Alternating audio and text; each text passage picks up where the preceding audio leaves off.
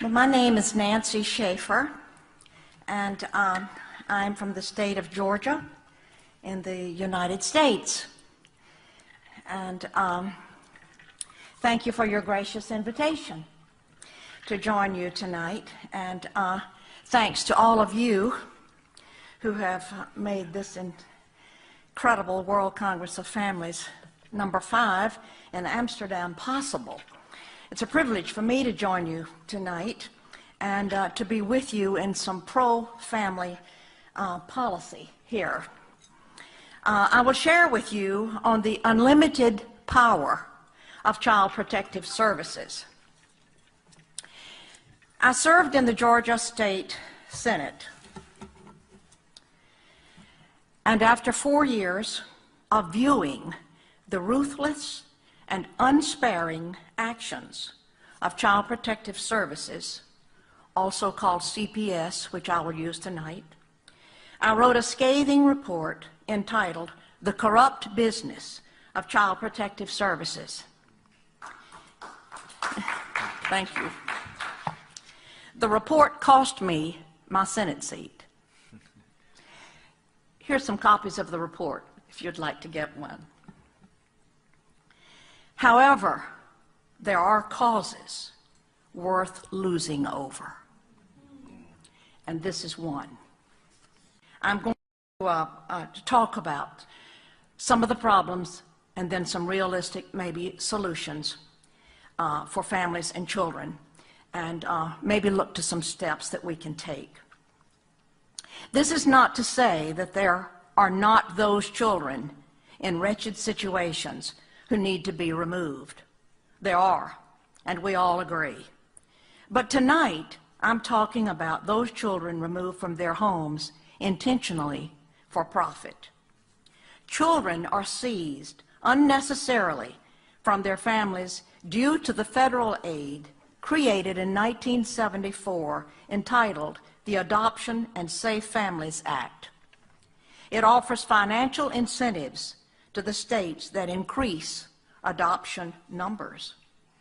To receive the adoption incentives or bonuses, local CPS must have more children. They must have more merchandise to sell. Funding is available when a child is placed in a foster home with strangers or placed in a mental health facility and medicated, usually against the parents' wishes. Parents are victimized by the system that makes a profit for holding children longer and bonuses for not returning children to their parents. This is abuse of power. It is lack of accountability. And it is a growing criminal political phenomenon spreading around the globe. Oftentimes, but not always, poor parents are targeted to lose their children because they do not have the wherewithal to hire an attorney or fight the system. Being poor and lacking proper housing does not mean your children should be removed. CPS has redefined poor to mean psychologically inferior. Therefore, it is in the best interest of the child to be removed. Best interest, of course, has also been redefined at the child's expense. It has been reported over and over that 6 times as many children die in foster care than in the general public. Once a child is legally kidnapped and placed in official safety, the child is far more likely to suffer abuse, including sexual molestation and/or rape. Case workers and social workers are often guilty of fraud. They withhold and destroy evidence, and they seek wrongly to terminate parental rights while being protected by state immunity. There is a huge bureaucracy made up of judges, court-appointed attorneys, guardian ad litems, social workers, state employees, court investigators, therapists, psychologists, psychiatrists, foster parents, adoptive parents, and on, who are looking to the children in state care for their job security. Judges have control over private living arrangements and income of 48.3 million Americans. The United States Census Bureau reported in 2002 that $40 billion in transfer payments were made between households of custody parents and other parents. That money, $40 billion, is under the direction and control of family court judges in environments covered with confidentiality laws that protect the wrong people. Fathers are victims of this unjust system. Child support payments, even without having visits with their children, are choking the very life out of fathers. 3 fathers, of whom I am aware and have been in touch with, committed suicide in the last 12 months because they lost the opportunity to even visit with their children. These are crimes against humanity for financial gain. Rights are removed from parents, human rights, civil rights, and even religious rights. One illustration of what took place in my district is that after so many calls, I decided to call a meeting in one of the counties of my own district. I personally called 37 families that had been in touch with me who had all lost their children, grandchildren. I had them meet me in the library one Saturday morning. We started at 9 o'clock and we ended at 9 o'clock. We had 50 families standing outside the door that could not get in. We didn't have time to talk with them. There was incredible anguish and profound suffering from these families. Some children had been taken off the school bus, taken out of the hospitals, or taken out of their homes in the middle of the night, and even worse. It was just an incredible ordeal. These parents, trapped in the system, become like refugees. They're dazed and glazed and have no one of whom to turn. They do not know what to do, and the loss of their children is devastating. After having worked in this arena for several years, I do not believe that a single child comes out whole after having been in this system. Many foster children make up the homeless population of today.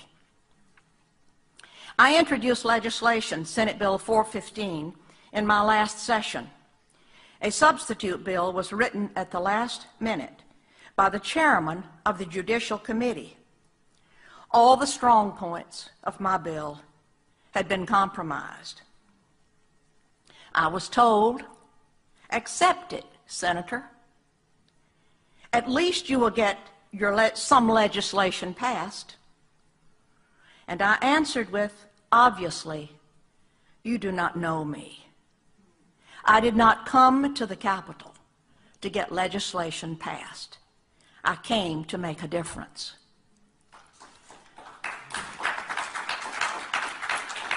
What can be done? An independent audit should be called on every state of all Child Protective Services departments.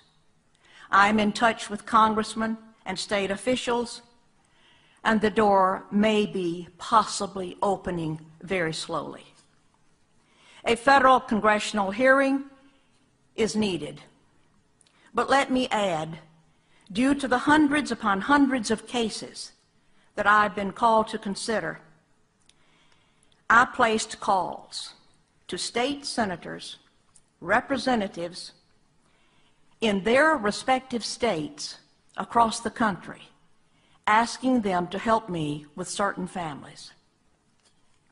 And I was told, if I help that family, or if I help you, I will lose my job.